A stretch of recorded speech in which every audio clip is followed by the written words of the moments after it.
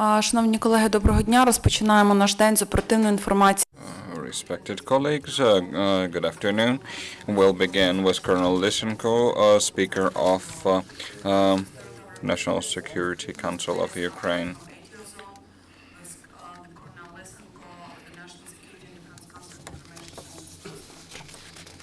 Mr. Andriy, please.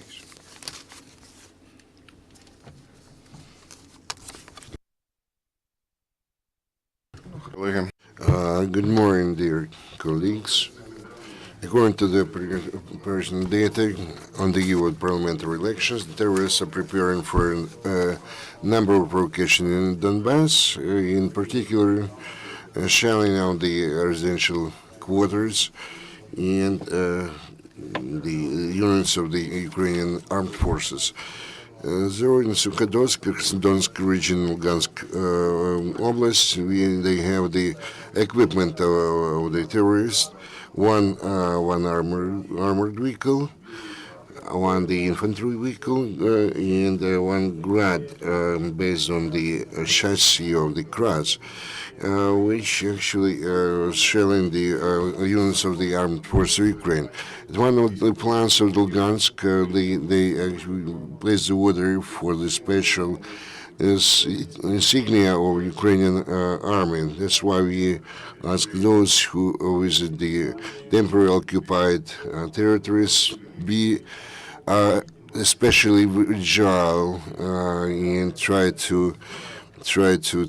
discern or differentiate between the real Ukrainian army men and those terrorists who try to use these symbols and insignia of the Ukrainian army.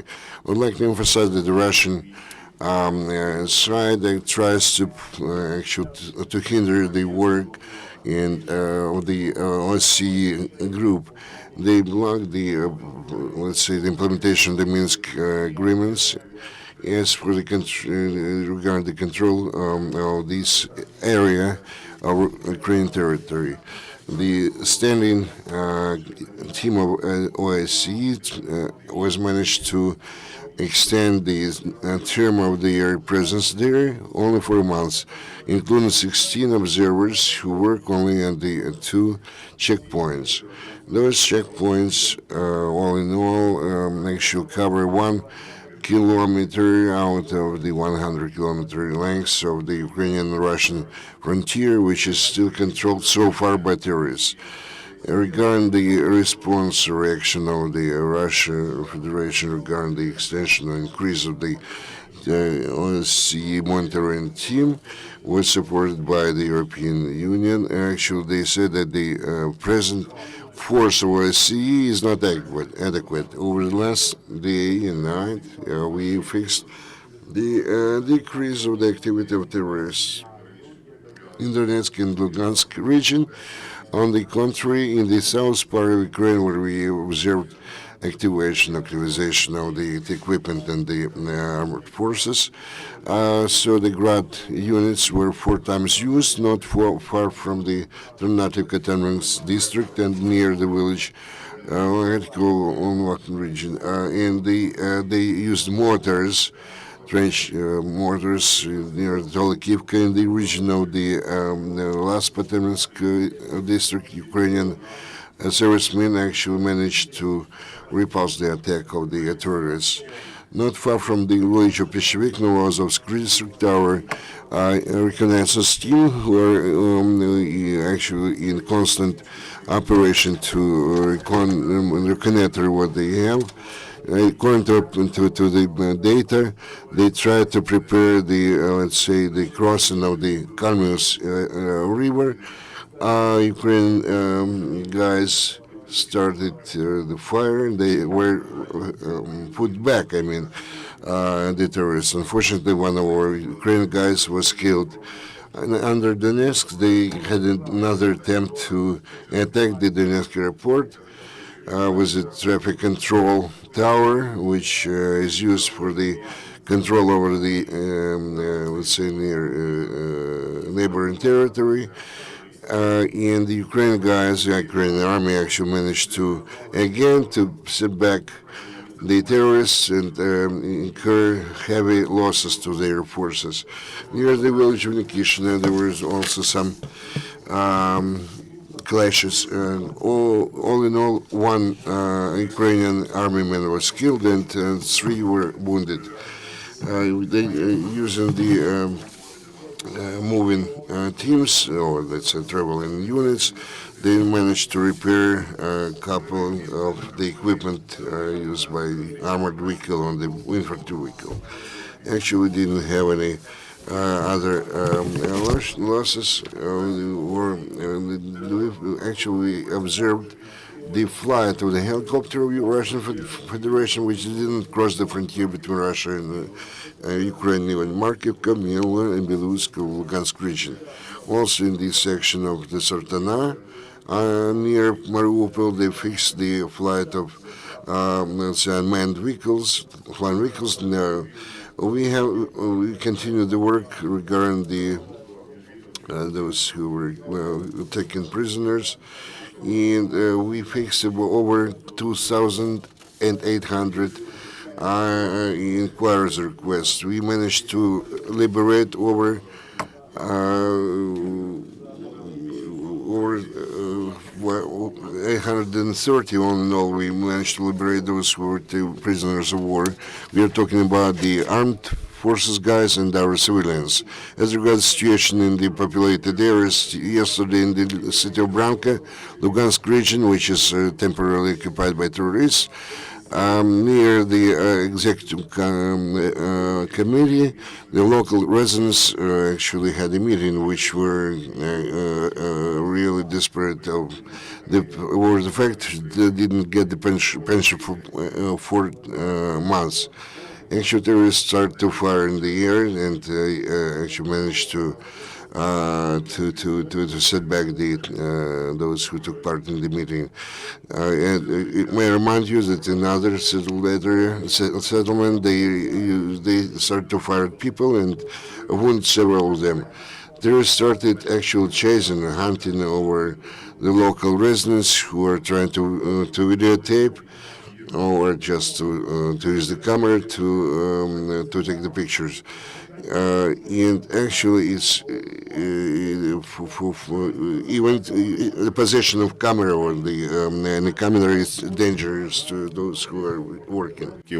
And they're claiming to fight those specialists of Ukrainian armed forces who direct the fire, and on 21st of October in Lugansk, the National Security Service co-workers of Ukraine, together with armed forces specialists, have discovered the warehouse of ammunition and explosives dedicated to Lugansk National Republic, and it was prepared for terrorist acts at Stanichno-Lugansk and Novodarivsky districts during parliament elections. So they have discovered 7 RPGs, 3 fire RPGs, and about 2,000 bullets for a Kalashnikov machine gun. Now, all this group is being discovered and with purpose of detention. On the same day, the National Security Service has caught the terrorists of Vostok Group, born in 1985, and his purpose was to give the terrorists locations of Ukrainian armed forces and locations of election committees in order to organize terrorist activities during parliament elections. You see his documents discovered and his personal ID badge and also the license ID to go through all roadblocks, including the time of night. He had the emblem and license plate with this for the car not to be searched by terrorists. Now, investigative actions are proceeding. In the last 2 days, during anti-terrorist operation, anti-intelligence service has detained 9 terrorists of DNR who participated in activities against armed forces of Ukraine and prepared several terrorist acts in Donetsk. The Article 258 Terrorist Act of Criminal Code of Ukraine is used for prosecution and investigation. Stanично-Lugansky district that was without electricity for 3 months has finally received electricity yesterday. Yesterday at 9 in the morning, the specialists of electrical unit of the region, as well as a National Emergency Service, have repaired 2 sections of high voltage line, and now they're repairing the infrastructure within the city, Stanично-Luhansk. They have renewed 10 more infrastructure units in Donetsk region. In Crimea, Tair Smedlyaev, the brother of Central Election Commission of Turultai, was arrested by Russian police. Last week, 2 more Tatar representatives have been apprehended in Crimea, and they are accused of attacking Russian police officers. The infringements of human rights in Crimea, as well as beatings, ungrounded searches, have become the system, and Russia is fully responsible. Information about this fact would be given to Profile International Organization. Reaction of international community to actions in Ukraine. Jose Manuel Barroso, the President of European Commission, as he spoke on the phone with President of Ukraine Petro Poroshenko, stated that situation of Ukraine would be at the agenda of European Council that will happen today and tomorrow, and the position of European Council about peaceful settlement in Donbass will be expressed in final conclusions of the session. The head of European Commission has announced that the total amount of help going into Ukraine by the end of this year would be 760 million euros. In addition, President of Ukraine Petro Poroshenko, during telephone consultations with Federal Council, Chancellor of Germany Angela Merkel has discussed situation in Donbass, as well as completion of Minsk agreements to prepare for a European Council session that will happen in Brussels 23rd, 24th of October. Yegor Pivovarov, the Speaker of Ukraine representative in United Nations, has announced that cassette ammunition has been used by Russian Federation, yet they accused Ukraine, and Ukraine has never used those kinds of ammunition. A Ukrainian side is ready to face accusations by Russia. John Kerry, the State Secretary of the United States, has called to stop Russian aggression against Ukraine. We understand that we hope that Russia will understand how serious we are about Russian attempts to infringe sovereignty and independence of Ukraine. Your questions, please. The emergency Dvornikov channel. 2 questions regarding the checkpoint number 32. What's the situation now there?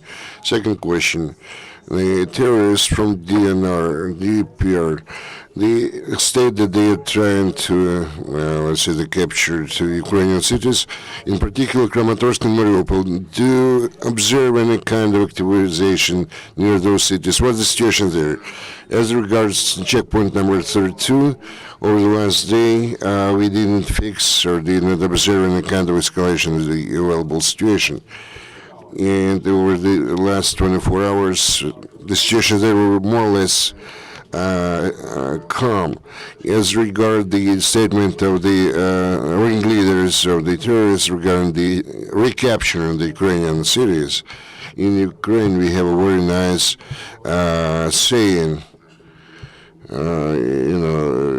that let's let the mouse try to devour the mountain, so let them try to do that. Actually, my question is, you're warned about the danger of the terrorist activization on the eve of the elections. What the situation in Kyiv? There was some information about Kyiv and Kharkiv over the last few days, that there were some disturbances, let's say, unfriendly forces to Ukraine tried to do everything possible in order to destabilize the situation in Ukraine. You see that there are a lot of different, let's say, announcements or statements regarding the alleged mining or putting some explosives in different administrative buildings. But our, let's say, competent organs actually react in due way to those, and the life is going on in stable fashion. Or in the latest report of the OSCE near Guko and Donetsk, the border is crossed to and fro by a lot of different people, armed people, or in uniform. Who are those? Russian army guys or Cossacks or whatever.